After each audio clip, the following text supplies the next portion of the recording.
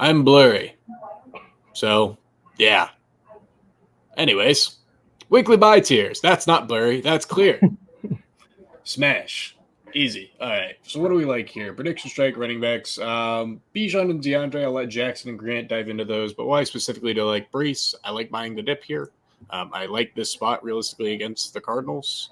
And it's supposed to be a higher scoring game than most people are expecting. So if that's the case, then give me a chance on the future Super Bowl winners, New York Jets. Buy the dip. All right. Bijan, DeAndre Swift, why should we be interested? Saints run D just sucks, and they're pretty bad top to bottom as a team these days. So you could get a new coach bump, I suppose. But I expect this to be a super positive game script. A lot of carries in the second half, while the defense is a little worn down. Bijan's production in general has gone up massively in the last few weeks, and I expect that to continue here. Yeah, DeAndre Swift, I mean, I'm not sure if I guess he belongs up in the smash tier. He's been smashing. He's had double-digit fantasy points in 5 straight games with 4 touchdowns. Caleb Williams has been faltering a bit lately, so I think they might look to establish the run a bit more here, especially against a New England run defense that ranks in the bottom 6. They have allowed 110 or more rushing yards in 7 different games this season. I think it's just a great matchup. I think they'll look to pound the run. Right on. I like it a lot. On to the next tier. I'm just buying the dip. Give me Tyreek Hill in what should be a super heavy pass and scoring environment. I really like Devon Achane for similar reasoning, but why should we like Jamar Chase and Jay Jettas here? Outside of these 3 probably being the top 3 receivers we were all drafting this year. I mean, the Ravens have been a super positive matchup for receivers as of late. And T. Higgins' status is still kind of up in the air, or his role in the offense or anything. It seems like there's a lot of fishy stuff going on over there. So, I mean, Jamar's the clear guy in a game that should be super high scoring. We saw a primetime game a few weeks ago where Buccaneers wide receivers pretty much ran wild against the Ravens secondary, and the Ravens offense is capable of putting up as many points as you could imagine. So, I think high pace, high scoring game, Jamar should be the guy to benefit from a lot of that. Yeah, Jetta's pretty simple pick this week. This is probably his best matchup of the entire season. Jaguars are last in the NFL versus the pass. Yeah, big week for Jetta's. See, what's going to be funny is I can't wait for us all to be really hyped about this game all week long because it's supposed to clearly be the best game by a mile. And it's somehow just going to be super low scoring. It's going to be a Justin Tucker showcase or something. Yeah. I just can't wait for that to happen. But yeah, I'm adding to the mix here. As you can kind of see, a very similar theme probably throughout this episode here. We like this game a lot, and for good reason. I like Mark Andrews. You're going to see a pick by Jackson that he stole from me for the only deep available tight end that I was looking at this week. The scoring in this game should be nuts. Mark Andrews should smash here. Keyword should. Now, keep in mind, the guy that Jackson's going to talk about, I think he may have outscored him at least once this year. And it was against the Bengals. And it was against the Bengals as well. But why should we be interested in George Kittle and Mike Gesicki today? I mean, Kittle's just been the constant of the tight end game this season. He's pretty clearly tight end 1 by a decent margin. Seems to find his way in the end zone most times. Obviously, you have McCaffrey back, so the red zone work could look a little different. But I still expect him to get his targets. Debo has been questionable all week with a rib injury. He's yet to practice, or I think maybe today he got in a limited practice. But in general, not a ton of optimism there. I would be surprised if he doesn't play, but with a rib, you're probably not going to be giving him as many of those handoffs and things in the red zone as you would typically see in that offense. And, I mean, Kittle just seems to find his way in the end zone every time. Buccaneers are nothing to be scared of in the tight end guarding game. And, I mean, their defense in general has looked pretty bad. Last week, Kelsey went off against them, so it seems like a good spot. Yeah, I'm going with Gesicki in tonight's game. he basically just turns into T. Higgins when T. Higgins doesn't play. Without Higgins in the last 3 games, he's had 91, 73, and 100 receiving yards. The Ravens are pretty much only exploitable through the air. Their pass rush is absolutely horrible right now. So yeah, I like Gesicki this week. Yeah. Once we get down to Kolar, I want to discuss some theories about this game because I do think that ultimately there is a few ways that this game goes. I'm down. All right. So the next tier, so the running back tiers that should smash. I like Aaron Jones. If it's not dominated through the air, I imagine that Aaron Jones could have a very good game here. Chuba Hubbard, Tyrone Tracy. Why should we like those two respectively? I just feel like a lot of the Jonathan Brooks hype has potentially been a little overblown. You saw Chuba get a contract this morning as well, which should kind of give you some assurance for his role the rest of the season. It seems like people thought he was going to leave in the offseason and stuff, and they were just going to kind of feed Jonathan Brooks down the stretch to see what they have. But Chuba's been arguably a top 5 running back in the league. He's top 5 in yardage this season. So it feels like they value him as much as some people thought, and I expect his role to be pretty much the same this week. It'll probably get a little bit of a chunk taken out as the season goes on, but for now, I think he's still the exact same guy. Yeah, Tyrone Tracy. I mean, seems like pretty much everyone is on to how good this guy is at this point. Pretty much has taken over the Giants' backfield.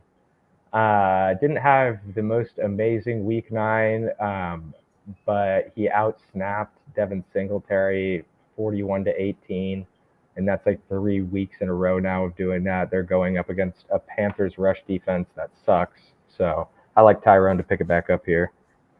And in theory, we should be able to get one of those right out of that game. We hope, at least. Yeah. All right, on to the next part, the receivers. I doubt Nico Collins plays this week, and if he does, that should also help Tank. The Lions have just been a pass funnel, so I'm going to take the only competent or semi-competent receiver that my Texans have right now. Darnell Mooney, Khalil Shakir, what should we like about them? Mooney's just been good all year. It feels like there's kind of always waiting for the second foot to drop, or what is, I think that's a saying. But it feels like every week people are like, oh, this is the week where he's not going to score. This is the week where he's not going to have a big game. And he finds his way to a 30-yard touchdown pretty much every week. He's been great in those kind of intermediate routes, and he tends to break those for more yardage, even touchdowns in the past. And this feels like a spot to do that against a Saints secondary who just lost their most competent member. I mean, you still have Paulson Adebo, I suppose, but he'll probably be on London if London plays. And you also get a potential for London to be out this game or a little limited with that hip injury he suffered last week. So Darnell Mooney should be a giant play this week. I like it a lot. You stole him from me as well. I was annoyed. I'm like, if they've been watching the little bit of streams I've done this week, because these are all guys I've actually liked. Dude, we have a bunch of crossover this week. I have McLeod in my next. It makes sense. One. Yeah. So yeah, Khalil Shakir. He has been kind of quiet lately. Keon Coleman's going to be out. Amari Cooper's a bit banged up. I think he should obviously see a lot more targets than he has been recently just recently. The Colts defense is really bad against slot receivers, 6 touchdowns from the slot this season. So the matchup's on point. The usage is going to be on point. I'm liking it. I like it. All right, on to the next one here. Tight ends. Mine is basically a running back. So that's why I like mine. They are, if you weren't familiar with Twitter, outside of the politicalness, you would probably have seen it being blown up by Michael Thomas and his pure love for Derek Carr. So Taysom Hill, a lot of usage should be here. I just like the usage more than anything. There's nothing that's particularly great outside of he's the last man standing. Mm-hmm. Hawkinson pissed me off last week because I thought he was going to be at full usage. And then Jonnu Smith. Explain to me why I should like both of these guys, though. Feels like the Hawks kind of ramping up. I figured it was going to take a few weeks for him to kind of return to any form that resembles what he was before the injury. And this week feels like a good start against a defense that's really bad, as Jackson touched on before. It feels like a spot where they could even be up a decent amount and kind of force feed him a touchdown in this kind of return game situation. Obviously, super talented player. I don't expect the injury to really hamper much of his intangible attributes or anything in the future. And this feels like a good game to kind of get going in the right direction. I like the Hawk shout. Jono, yeah, he's been getting included into his scheme a lot lately. He's had 6 targets in or more in all of his last 4 games. Caught at least 5 passes in 3 of those. Rams are really, really struggling against tight ends. For the earlier portion of the season, it was wide receivers who are really doing a lot of damage, and they still are on the Rams, but they've been ceding a lot of yards and a lot of points to tight ends through the last 3 games. 7th most points per games at this point to opposing tight ends. So I think Jonu should continue his little spree here. All right. Moving on to the next one, where I usually do my normal thing and sit in the corner and get yelled at while everyone's having a good time. All right, so the running backs. I took the other side of the coin with my I can't even get the running backs right here. Aaron Jones. Cam Akers, Aaron Jones. I think one of these guys goes nuclear here. Like, I understand, like, it makes a lot more sense for me to really see Sam Darnold having an absolute nuke game here. But if there is no Trevor Lawrence, maybe this is the prodigal son of Jacksonville, which would definitely be saying something. But I don't think that Mac Jones is going to be like a nuke. So I just think that either of the running backs could go nuclear here. I think Keaton Mitchell is deserved of a shout tonight, considering he has been practicing in full. And I wouldn't be surprised if you see a lot of people like, I want to say I saw a lot of Derrick Henry rush attempts overs. So I'm very curious to see that, like, does he get used tonight? Does he not? We'll see. But why should we be interested in Khalil Herbert and Raheem Mostert here? I mean, so with Herbert in tonight's game, I'm not super stoked on him. It's just a guy I wanted to mention to potentially pick up in your leagues and stuff to stash, because I think it's smart. This offense is in need of a second guy that can run the ball. And I think Herbert, honestly, throughout his career has been a more effective, just pure runner than I think people have given him credit. He's always kind of been in a committee of some sort, and he's in another one here. But I think in terms of just downhill running, he can do a better job than Chase Brown between the tackles and stuff like that. And that's a role that this offense is going to need. They also have been scoring a ton of points as of late. So you'll get some red zone opportunities where there's going to be downs inside the 5 when Herbert's going to get the ball instead of Chase Brown and stuff. I expect him to be able to vulture a few touches and touchdowns away from Chase Brown. Also, Zach Moss is out for the season as well. So that's the reasoning for why this hole is open now. So it feels like a great spot in the future. I wouldn't necessarily trust him tonight. Yeah, I couldn't for the life of me really think of a deep sleeper running back this week. So I just threw in Raheem Mostert just because it's a little bit contrarian, because the Rams haven't been the worst against the rush recently. I think they rank like 7th best against the rush through the last X amount of games. I think like 4 games. But Raheem has been turning it up recently. He's only seen less than 10 attempts in one of his last 4 contests, on 19 in one of those. And he scored 2 touchdowns. So it seems like, even though the Dolphins are mixing in a third back, it seems like Raheem's going to be more of a centerpiece as this offense, or corner piece, as the offense gets back into the swing of things. I expect them to incorporate him, especially if they get in the red zone. I know they like him as the end of drive finisher a lot of the time, especially considering they're picking up his usage. So I'll just throw in Raheem in there. I like it. Big fan. All right. Moving on to the next one, the wide receivers. If there's a receiver that's healthy, give me the one that's available on the Tampa Bay Buccaneers. That's generally just my theory. I don't know who it's going to be. I'm thinking it might be Sterling Shepard, but I have no idea. Ricky Pearsall and Ray McLeod, why should we be interested there? This Bucs secondary has just been bad, giving up a ton of points. We saw what D-Hop was able to do last week. And it feels like the Niners are still kind of searching for who that route running X receiver is going to be in this offense. After Ayuk was out for the season, obviously Juwan Jennings is an option there. Debo's not really going to be that guy. He's going to be more the big play threat, even lining up in the backfield at times or kind of catching screens and things like that. So It feels like a spot where you can install some plays for a rookie who is talented coming off a bye week. Feels like this kind of situation in the past is usually when rookies get their big breakout, if at all. So I think this is a week when you can kind of start to trust Ricky Pearsall. Maybe you don't start him in your lineups, but you pick him up or you keep an eye on him or whatever. And I think he should be in for a role increase going into the back half of the season. Slicky Ricky.